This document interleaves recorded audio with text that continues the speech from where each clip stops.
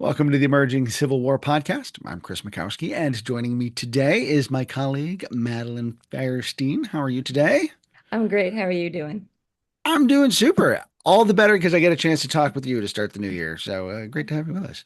Now, we're talking about partnerships and rivalries for the upcoming Emerging Civil War Symposium. And when I asked my colleagues for some ideas, Madeline pitched a really interesting one, but it contains a couple guys people aren't necessarily familiar with. So I thought it would be a really good chance for us to kind of dig into this story a little bit and do a podcast episode about it.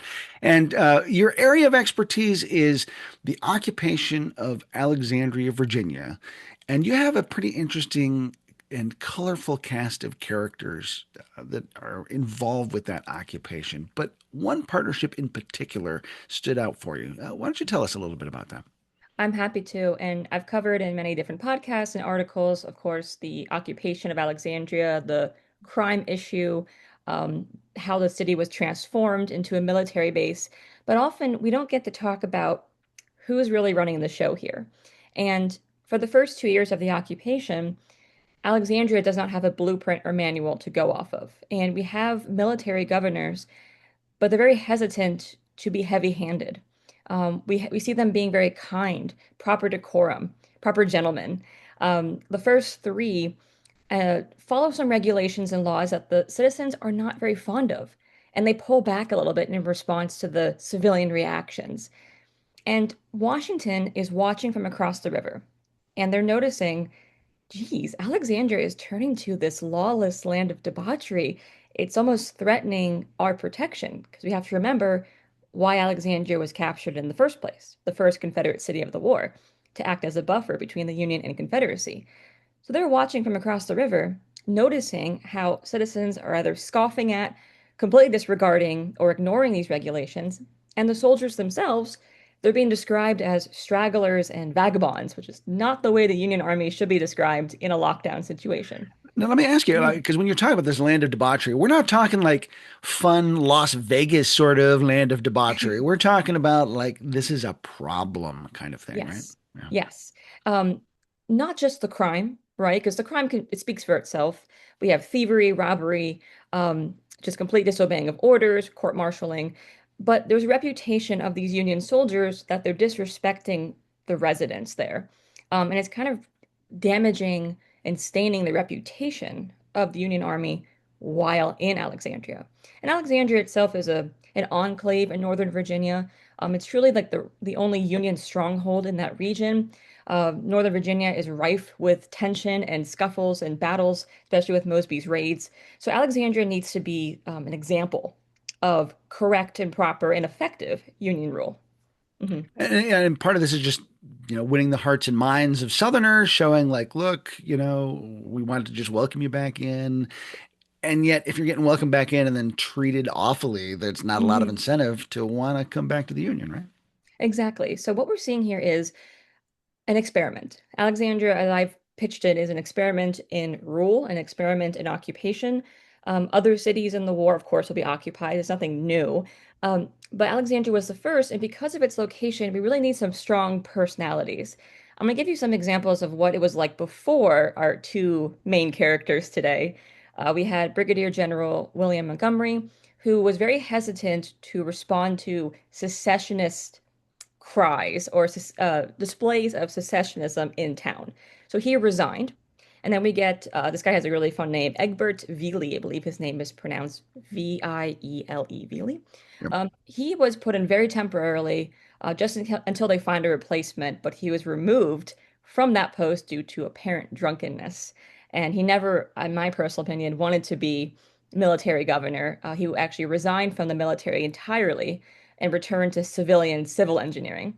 And then we If I had the first name get, Egbert, I'd probably drink a lot too. me too, poor thing. We get Colonel Edgar Gregory. Now, he was, again, I guess the nearest to a proper military governor we could find at this point. He ordered the conversion of secessionist churches into hospitals. Many had accused him of being too lenient with the Confederate sympathizers in town.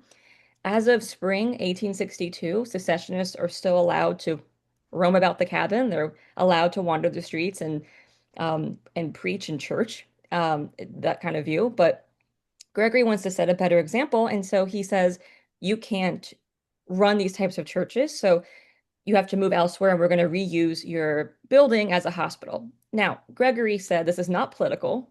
This is in response to Alexandria, of course, being needed as a city of hospitals. But this is early in 1862. You haven't had Shiloh or Antietam or Fredericksburg, so the need for Alexandria as a hospital center hasn't arrived yet. That will arrive mainly in September of 1862. So, sure, maybe he's using it as an excuse. He said that those not for the government are sure against it. And I think he's doing this heavy-handedness as a response to the accusations that he kind of let things happen and didn't really regulate it. So Washington decides we need to appoint an outsider, someone who is the complete opposite of a proper gentleman. And so they bring in John Potts Slough. Now, many people are familiar with Slough. He has a very storied career prior to coming to Alexandria in August of 1862. I'll do a little summary for those who are not familiar with him. Um, he's from Ohio, and he got his start in politics in the House of Representatives. He served in the middle of the 1850s, but he got into a scuffle with somebody and I believe punched them. I don't know if it was on the Senate floor or outside a political building, but in Ohio, that does not fly. I mean, we talk about, of course, what happened with Charles Sumner. Sometimes there's scuffles and physical altercations in this time period, but he was actually ejected from the Ohio legislature for his brawling. He was a fiery orator. He was extremely partisan for the time. And his fellow Democratic Party members were urging him, you can't be this brash. It's not going to get you many friends and it will not advance you in your career. Well, he kind of ended his own career in Ohio and he decided to turn his sights to Kansas. Now, Kansas in the middle of the 1850s was a hot zone, and he really wanted to fight on behalf of the anti-slavery folks and the free staters. So he decided to open up a law practice, and it did not take long. By 1860, he's in another fist fight, and he is essentially kicked out of Kansas, or he exiles himself. Okay. So now he's in Denver, Colorado, and Colorado will become a territory in February of 1861. It's brand new. And he's bringing his political and legal expertise. He's going to help set up the court system. Yay, something very honorable. But then the war happens. So he's appointed the colonel of the first Colorado Infantry.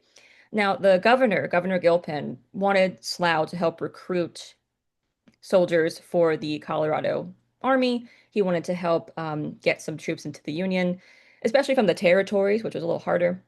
So Colorado borders New Mexico, and immediately in 1862, we're seeing skirmishes in New Mexico, Confederates wanting to invade Union strongholds.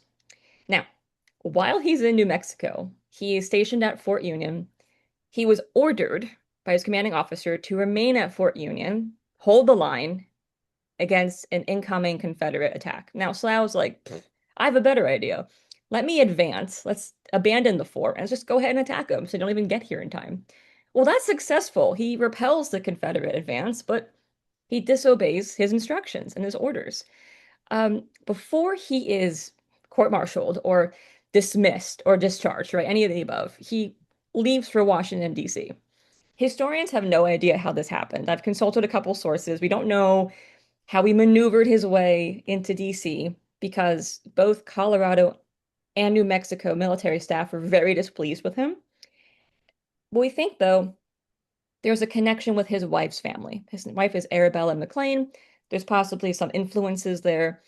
So when he arrives in DC, he's actually Like very as I pleased. recall, like she's related to a Supreme Court justice or Yeah, something like yeah, that. there's Yeah, yeah. I'm blanking on that exact connection, but there definitely is something there.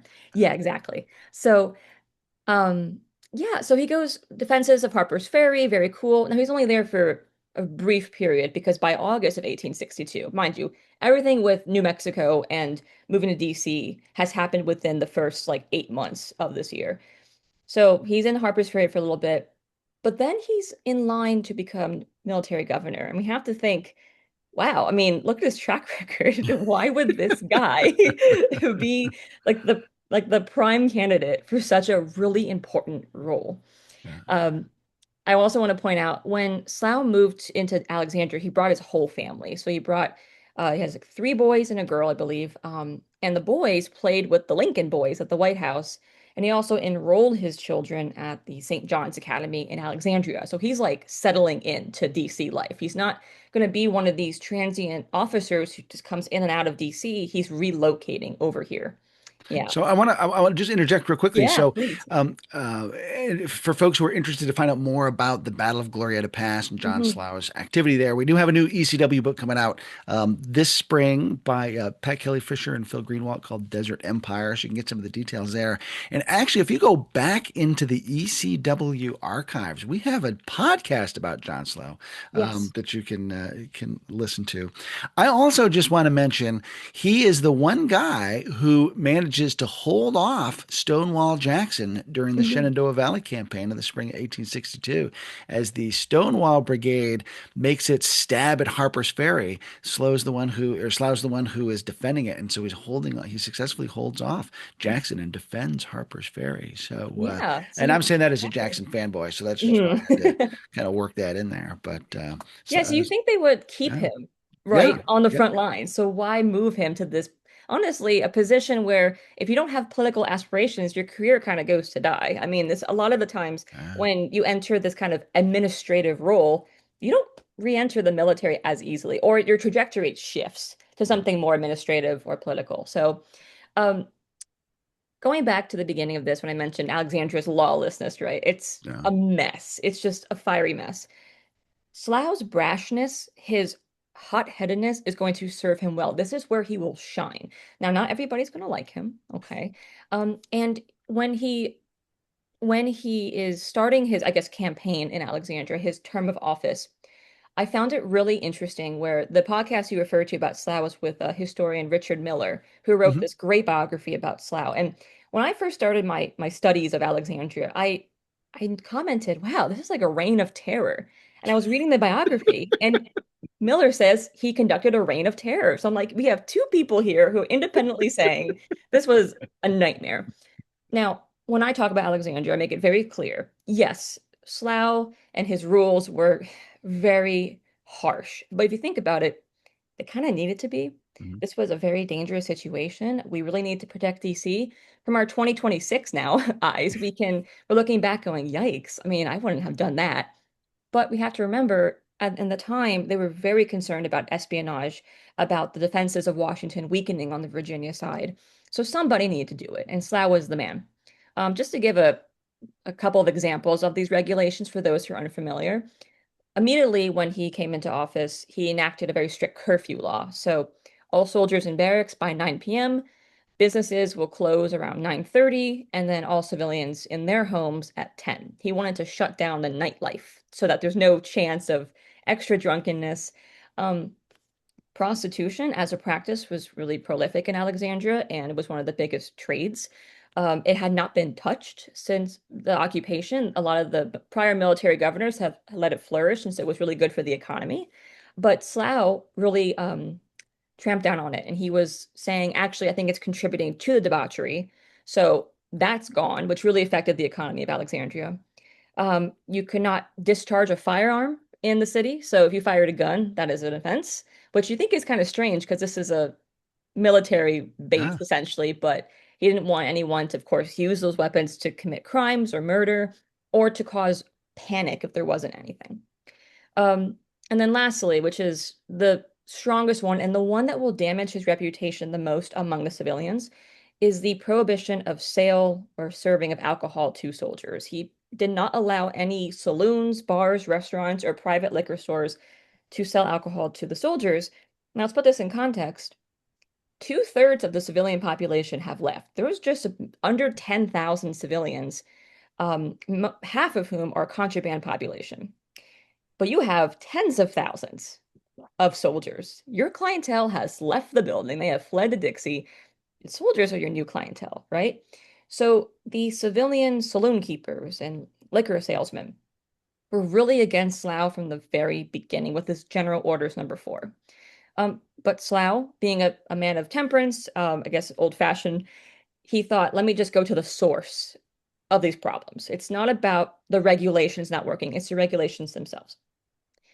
So while he's there, he's trying to maneuver a whole bunch of different laws, and he's trying to appeal to different populations, something he's never done before. Remember, he's not one for listening to the opposition. He's not one for waiting for orders and w waiting on opinions as well. So we have a couple of civilian advocates like Harriet Jacobs and Julia Wilbur who are in town working on behalf especially of the contraband population.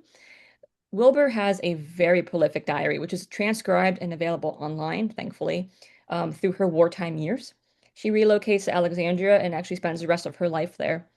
And she commented in May of 1863, one of my favorite quotes from her, "Whenever you see Slough walking in the streets like a common man, you know something is wrong." So anytime Slough patrolled the streets, something was amiss. Or Yeah. there's something he's looking out for because you would He's on the never see him. lookout for trouble. Yeah, right? Yeah. Um, and again, this is nothing new to us speaking about Slough, but she would comment how cruelly, harshly he would speak to her. He did not seem to have respect for people lesser than him, and then especially our minority groups in Alexandria. He is anti-slavery, but as we know from this time period, that does not mean he's pro-civil rights or pro-coexistence. Now, that's Slough. He's a whole character in himself. We're going to get more into his effectiveness later, but I want to introduce our second player here in this partnership, and that is Henry Horatio Wells, who many people are not very familiar with. And I think he's one of those figures that we know about him in his later life, but his wartime years need some spotlight too. He's most known for being the true first governor of the reunited Virginia. So from 1866 to 69, he is the governor of Virginia. He succeeds Francis Pierpont. And there's a whole slew of his personal papers in Richmond, based about his term of office and his administration. But he was the final provost marshal in Alexandria. So let me tell you a little about him. So he's a Michigan lawyer. He defended people accused of assisting fugitive slaves. He was much more open than Slough about his anti-slavery, pro-civil rights view. He was an abolitionist through and through. Also very big on temperance and free schools, so he's extremely progressive for the time. Now, when the war broke out, he is going to be the lieutenant colonel, excuse me, of the 26th Michigan Infantry. Now, unlike Slough, Wells was not imported into Alexandria. He was already in the area. The 26th Michigan was assigned to patrol the defenses of Washington. So he's already here. He's already on some type of guard duty, leading his troops. And because of that, because of his experience, and he gets to, what's the word I'm trying to say? He comes to the attention of the Washington War Department, and he is in line to become provost marshal. Now, the previous provost marshal, who was Captain John C. Wyman, was not good friends with Slough. And as we can predict, if you're not in Slough's good nature. If you're not on his side, you're on his bad side. Now, the biggest thing that Wyman did, his true crime, was he had a hard time enforcing that liquor law, General Orders number 4. Mm. So Slough was reporting in Washington about the success of General Orders number 4, and someone's like, actually, I think sales are occurring on the outskirts of your city. And Uh, he's like, not on my watch. And he goes and investigates, and he finds out that Wyman is kind of slacking in that enforcement. It's not as heavy-handed. So Slough himself fires Wyman, and there's a big uproar about this. Who is Slough to hire and fire at will? That was not his decision to let Wyman go. That was Washington's decision to do that. He's the one that chose Wells to replace him. And at the end of the day, nothing really happened. Slough was allowed to fire Wyman, and then Wells comes in his place. So that's how this partnership kind of comes to be. Now, Yeah. what is it that Mhm. puts Wells on Slough's radar screen to begin with? Because it Yeah. does sound like, he's a bit more progressive, he's more Mhm. open with his civil rights ideas, which doesn't necessarily jive with Slough's personal perspectives, and yet something about this guy catches his eye. Wells is one of those guys that will put his personal views really to the side. He is described by people like Julia Wilbur as having a faraway heart, that he's not Oh. really attached to Alexandria in DC. He did relocate here, of course, but he's viewing this as a job. And I think Sal really appreciated that. He appreciated that at the end of the day, Wells will do his job. He saw how he commanded those troops. And he was very, compared to Slough, kind of nonchalant.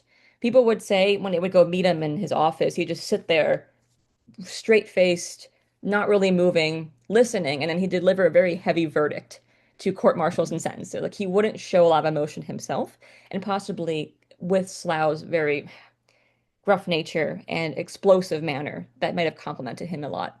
It's possible Slough didn't want any competition either. But he didn't, in my opinion, he didn't view Wells as his subordinate, but as his law enforcement arm in the difficulties with regulation. Hmm. Okay, okay. Yeah. Because it does, the more you talk about them, it does sound like they're very complimentary. Yes. And Yes. maybe kudos to Slough for recognizing that and Mhm. kind of lifting a guy up who's going to be a good match for him. Yes.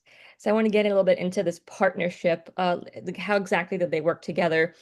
Now of course we talked about these rules need to be enforced. Slough's lack of compromise in his past followed him. People knew about his nature, but also Slough wasn't a guy who was like, maybe I should change a bit. I should have a little bit of like a self-talk and realize that my career's on the line. He really was a little bit full of himself in that sense. Um, but he realized I need to collaborate with a myriad of new people that I'm not very good at. And Wells, he can do a lot of that talk for me. Also, Wells is going to deal with the backlog of court martials that have stacked up because in between 1862 and 3, um, the provost marshal before Wyman is not really dealing with it. They're trying to deal with the other regulations, with the citizens, with secessionism, boosting up the defenses, the alcohol. So actually processing all these sentences of both civilians and soldiers is just taking a very long time. And we have a lot of people sitting in jail awaiting a trial, essentially. So he's just going to help kind of clear the decks a little bit. One of the biggest things on their mind is we have to redeem Alexandria's reputation. Now, this is not about the reputation of a city in general. They could care less if people viewed Alexandria as hell on earth or as this like Alcatraz of the East.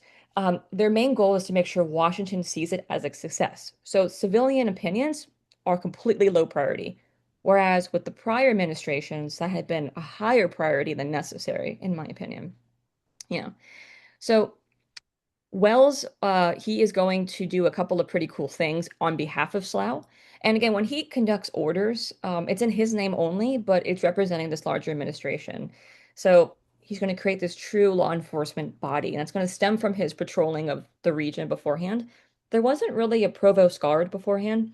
We had, of course, guards at the prisons, but those guards would be used to then patrol. So then we have a gap in security. Mhm.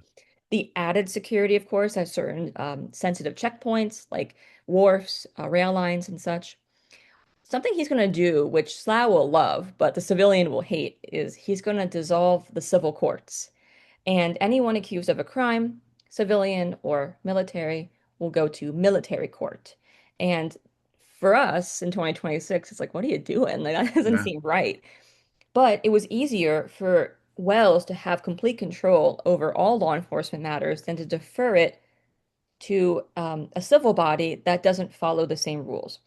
And I Yeah. would guess not only not following the same rules, but probably Mhm. of a different political persuasion that might even be working against the military objectives. Oh, yes. Yeah. We're going to see the election of a mayor in 1863, but the mayor is not even going to have any true role. It's a figurehead. Lewis Mackenzie, he's going to essentially show everybody, hey, we're still an active city, but at the end of the day, you're right. The military is has first say over everything, even matters about trash collection and voting and supplies and food rations and everything like that. They're very sensitive about the political matters because even though the secessionists have left, they fled to Dixie, right? There are people who remain running their businesses who aren't happy about the occupation. You Mm. can be pro-union but anti-occupation, Yeah, right. right? It's a little mix here. Um, Now, Wells is he's not going to be like a spy for Slough, but he will report any ill behavior done by other staff, soldiers, or civilians. There's not going to be much room anymore to speak privately against the military government. Sedition is not tolerated anymore, and so that could get you even an audience with Wells. If you're in your tavern talking pretty bad smack about Slough, that can at least you will at least be brought into the provost marshal's office and questioned on your loyalty. Right. Mhm. Now, Slough and Wells So are all let me ask about that because yeah, that again seems like, oh gosh, the First Amendment. I can say what I want to say, but right. we're under martial law, and so Yeah. things are a bit tighter. Oh, indeed. And again, I love I love talking about the First Amendment with the Civil War. With this, because the First Amendment covers so much ground, including freedom of religion. And some people listening earlier are like, wait a minute, the conversion of secessionist churches, that's crossing a little bit of a line here. Yeah, right. But national security at this time, in the form it looks like, was precedent. That was way more important. And to them, they'd rather take the hit of limiting individual freedom than the whole city suddenly coming under potential attack because one guy preached secessionism and pro-Confederate, and then it went to the wrong person who then was a spy and led the Confederate forces through Alexandria. And this turned out to be true. A little anecdote here because Reverend Kinsey Stewart, who preached at St. Paul's Episcopal in February of 1862, had his church shut down because he omitted the prayer for the president and prayer for the Union. It turns out, once he was removed from the pulpit and removed from his clergy services, he joined the Confederate Secret Service. So Mm. they were like, see, aha, this is the one guy, right? But it only takes one person to kind of ruin it for One everyone. bad apple ruins it all. Yeah. Yeah. So with this partnership, Slough and Wells are going to be addressed together, which you think is a little odd. The military governor is the one dealing with most of the day-to-day operations, approving orders, sending troops to the front lines. Of course, whenever there was a Mosby raid that came even semi-close to the defenses, Slough's going to muster a whole militia out to go and check it out. He's the one that's going to represent Alexandria with the Department of Washington. And you think Wells would be the one left behind to deal with the monotony of the court martials and oh, there's a guy selling liquor on the street corner, let's get him. But Slough and Wells are actually addressed together in letters a lot, and they're in meetings together very often. They'll go, especially on holidays, Thanksgiving and Christmas, together to into Washington, or they'll celebrate with some of the other military staff in Alexandria. They are truly a tag team. Mm. And I would say that even though Wells, of course, is subordinate to Slough, they act very equal in their partnership, which is kind of rare that you would have even someone like Slough who would eat up a title like military governor and just think so highly of himself. He understood how much Wells means to his career succeeding and his laws being effective. Mhm. Mhm. So it's one of those things where, I'm going to prop you up because you make me look good, and I'm going to, Mhm. look good, Yeah. and that allows me to prop you up. And it's a very Yes. symbiotic that way. Yes. Now, of course, we can juxtapose this a bit. Like people may be asking, well, was there a bit of a rivalry? There has to be. These are these are two big personalities. They Big have a lot of egos, yeah. opinions. And then the whole point about Wells being more pro civil rights than Slough, this really did kind of be this was the only time I see maybe their personalities and interests colliding and clashing. And it had to do with the contraband population. Now, Wells, despite being pro civil rights, very anti-slavery, abolitionist, he did not care that much about the contraband population in Alexandria. There was about 7 to 8,000 people who flocked into Alexandria, and more will come over time. There was also a present several thousand free black population in Alexandria. So you think, wow, this would be like like a haven for Wells to start enacting his what he views as civil rights. Like maybe he's going to help the contrabands, give them medical supplies and schooling and all these rights they didn't have before. Well, no, because Slough didn't. Okay. So we're seeing that Wells will not do his own mini projects. He's not going off on his own and doing something under Slough's nose. And to me, it's such a missed opportunity because Wells was, for the time period, um, pretty fair. And we're seeing people like Julia Wilbur, Harriet Jacobs, even our head surgeon, Dr. Edwin Bentley, come and say, hey, we have a situation here. There's smallpox in the contraband hospitals, and that is spreading all over the city. We need to go to the contraband hospitals and like treat them and deal with them and give them more supplies. Part of the yearly budget for Civil War Alexandria did not include money allocated for the contraband population, not Mhm. nearly as much as it should have been. But instead of going and treating them, many of them were expelled or relocated to the outskirts of the city at a hospital called Claremont. Um, and that just seemed like it wasn't really treating the problem and giving them a fair chance of healing. So that's another example of that. Slough got a lot of the pushback with from Washington. So, for example, Whenever there was a congressional investigation, it always went directly to Slough. Whenever there was a complaint against the military government, it was always Slough. So even if something was by Wells's hand, because Slough was the spokesperson essentially Yeah. for the city, he's the one that had to answer to Washington. Hmm. Yeah. It seemed like, and as I'm listening to this and just sort of processing, it seems Hmm. though that Will Wells really typifies this idea of the professional soldier doing his job. And Hmm. if Slough's whole thing was, I got to straighten up this city because soldiers are not doing what they're supposed to do, they're Yeah. acting out of line. Wells is like acting in line, Oh, absolutely in yes. line, right? And kind of Yes. recognizes that. So he's like sort of the epitome of what Slough's trying to do to the whole city. Yes. Ah, Yes. okay. There is something else that they partnered on, and it's very weird. They both really wanted to kind of hide the crimes that they were committing. Now, they weren't being corrupt. This is not like today's world. They were not out like stealing. They weren't doing any type of embezzling or just cruelty. However, they turned a blind eye to problems within their own organization. I'm going to give an example.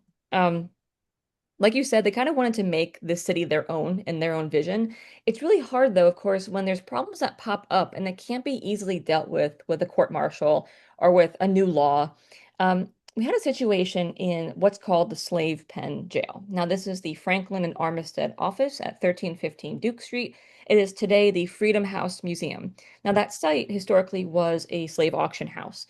So when the Union came in and took the city, that building was set up as a slave jail and a place for sale. So the pens were there, where these jails were in place, and then it had an office on the side. And many of the Union soldiers flocked to that building because they'd never seen slavery firsthand, especially if they're from the way upper north.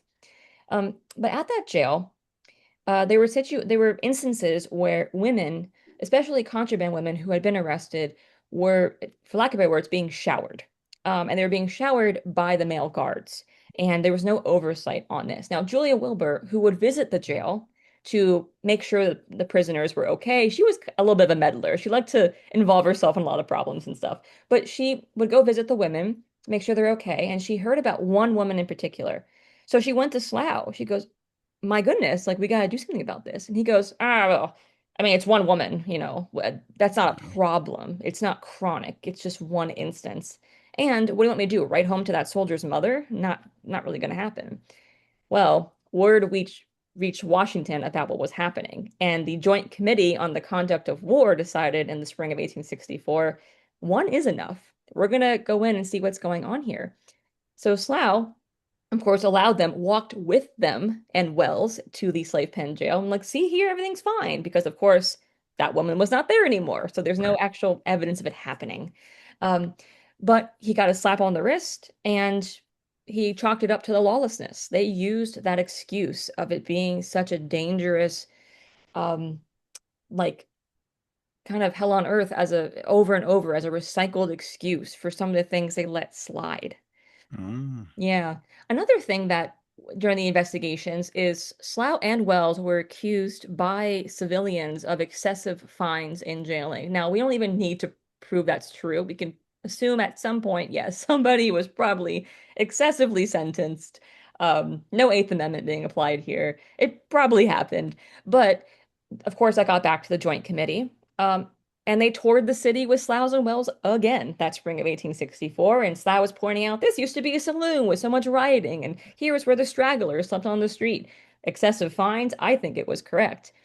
And they got away with it. They cited the liquor problem. They cited that, hey, these fines actually go towards the maintenance of our city. So, sure, we'll lessen the fines, but we got to ask you for money.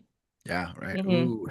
Yeah. Playing that card, huh? Yeah, yeah, yeah. So how long does this partnership work between Slough and Wells? Great question. So pretty much they are both there through the summer of 1865. By July, Slough he will resign his post. He says, um, I fear it kind of sounds like he's giving up, but it's more like I need to move on. He writes to Washington saying, I think I've done all I can as military governor. And that's a funny thing to say because in July of 1865, nothing's going on in Yeah. Alexandria. It's shutting down. Like all the hospitals are packing up. We have one prison and it's housing soldiers, like this barracks. Um, People are coming back to reclaim their properties. from the Confederacy, so there's not much else to really do. That's a very funny way of saying I'm bored. Please Yeah. reassign me. Now, essentially, their partnership will go until that point, until Slough is reassigned. He will be nominated and appointed as the Chief Justice of the New Mexico Territorial Court, excuse me, which is a big deal since, of course, that territory is pretty brand new. Huge. Yeah. Yeah, and they of course looked at his track record as military governor, and they're like, "You're the man for the job. It's the Wild West." Um, and then See, Wells. that's why I saved Gloria to pass, right? Yeah, That's yeah, yeah. Now, as many of you know, in 1867, Sly was shot and killed by a rival, and so his career ends well before it began. Essentially, still pretty young. Wells has a little different route. He doesn't leave the area. Of course, we know he goes down to Richmond to assume the governorship, but many people don't know that Wells was in charge of interrogating Samuel Mudd in the Lincoln Mm. assassination trials. So he will sit down with Mudd, ask him all these questions, and his experience as provost marshal and interrogation will really serve him. He'll also work on this panel of people preparing the indictment of Jefferson Davis and trying to get him out of Fort Monroe. That doesn't really go anywhere, obviously. And then he'll go down to Richmond. So Wells has a lot more related jobs to do in the DC area, whereas Slough just completely moves on from his post. Mhm. One thing that during Slough's tenure as military Mm, governor, he's also on the court-martial trial for Fitzjohn Porter. yeah. And so I mean, I'm just kind of interested because it seems like he keeps going back to the law. He was doing that before the Yes. war started. He Hmm. gets an administrative post, and he's very interested in legal issues. He's Yeah. involved with the Fitzjohn Porter trial, and then goes off to New Mexico to be a trial. And so, like, uh, i- is he a law and order guy? Is he like, Yeah. to help me figure out how that is Sure. all wired together? I think he's a his Law and Order guy. I think Okay. Slough does very well with laws that he agrees with. And that's what we've seen in Alexandria. We've seen him cite his regulations over and over again, especially when touring with the Joint Committee. Hey, there was a liquor problem. I solved it. And this is why we're still doing this. He's very quick to blame others. And again, like, going back to those two main words he used to use, stragglers and vagabonds, he would post in the Alexandria Gazette that anyone found without assignment or purpose or means of supporting themselves will be removed from the city. He's very keen on everybody serving some role, and he's not a fan of, I guess, what he would consider a low-life person or someone who's just causing trouble, getting in the way of his rules. So I think it's his version of the law. Because if you go back to Ohio and Kansas and Colorado, um, it's his way or the highway. His fellow Democratic Party members in Ohio first saw he would not work well with people, which makes his partnership with Wells that more unique and miraculous. Right, Yeah. right. Is there a lasting legacy to this partnership, a way that it made a more permanent stamp on Alexandria, for hmm instance? This is probably a very meta and just larger than it needs to be, but I just think the fact that Alexandria still stands is a true testament to Slough and Wells. I'm going to go back Yeah. to my original statement That and is a say big it statement. is a very big statement. Again, Slough and Wells individually, they have done very controversial things in Alexandria. This is not black and white stuff, though.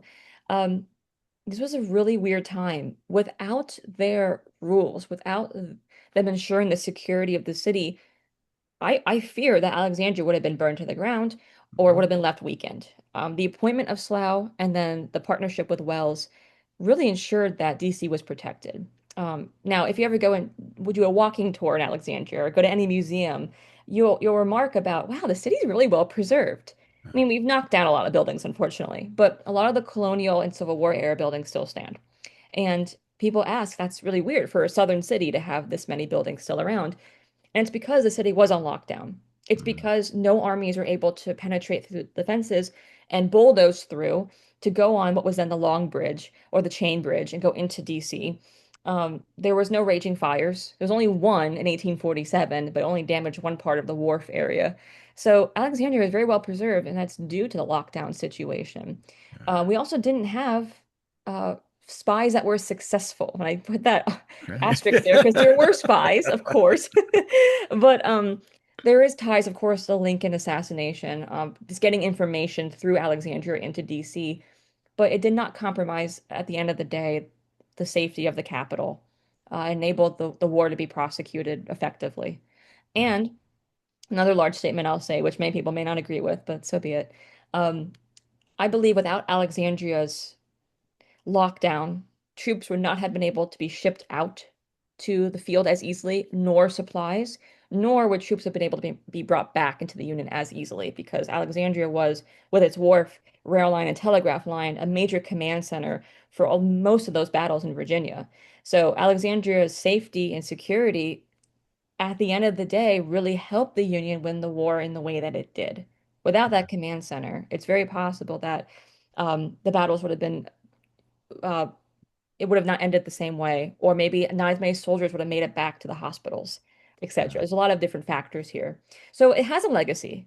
I don't think it's as on the nose and as specific to Slough and Wells, but I believe without them, we would not have had the same Alexandria today as we do. Yeah, but it's so important. I really like that perspective though, Mhm. because you've got to have a platform, you've got to have a bridgehead, you've got to Mhm. have a base of operations from which everything else flows out and comes into. And so, I really like that idea of like, these are the guys who are securing the base for a lot of that Mhm. other stuff to happen. So Mhm. that's fascinating. Yeah. This has been a really interesting discussion. I'm glad we chatted because I've learned a lot of new stuff today. I want to Yes, point thank you. folks back to the first podcast you and Mhm. I did, where you talked a bit more generally about Civil War Alexandria and the occupation and the impact on civilians and the enslaved and the interaction with the military. Mhm. That was a fascinating discussion. So I want to make Thank sure you. folks have the chance to plug into that. Mhm. So before I let you go, anything exciting that you're working on at the moment? I do. I have my first publication coming out. My first book will be hopefully published by summer 2026. It's with Arcadia Publishing. And guess what it's called? The Union Occupation of Civil War Alexandria. It is my beloved master's thesis that I have revitalized. It's a holistic view of the occupation, covering a lot of the topics we talked about in our podcast. It covers, of course, what I call the invasion of Alexandria, the rules, the prisons, hospitals, and the citizens coming back to reclaim their city that they ran away from. So I'm really looking forward to that. I'll keep, of course, ECW and all of our listeners updated on that progress. I've also started my own company called Rooted in Place. It is an educational project that seeks to educate on historical sites and the people once bound to them. And I try to spotlight sites with darker histories, especially Civil War sites like cemeteries, these slave pens, right? All these topics we think about with the Civil War that have darker pasts, hospitals and prisons. You can find that all on my website. It's literally just my name, www.madelinefeierstein.com. Fantastic. Well, of course, yes, stay tuned to ECW, the blog. We'll keep everybody posted about her work as it's coming out here this summer. So, Madeline, thanks so much for spending some time chatting with us today. Thanks so much for having me. It is our privilege. I'm Chris Mackowski for the Emerging Civil War podcast. We'll see you online and on the battlefield.